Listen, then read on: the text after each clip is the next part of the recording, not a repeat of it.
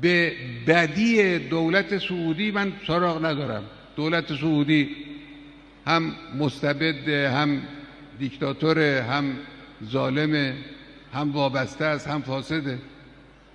اعلان کردن که نیروگاه هسته‌ای براش میسازند، اعلان کردن که مراکز تولید موشک براش درست میکنن.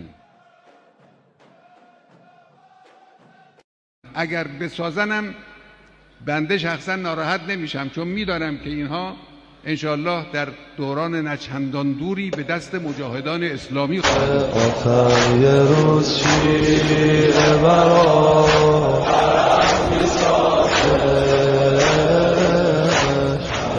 برای تو شه کرم میسازه.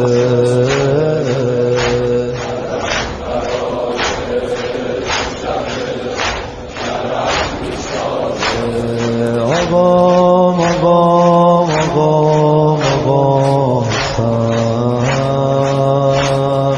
آقام آقام آقام آقام آقام آقام آقام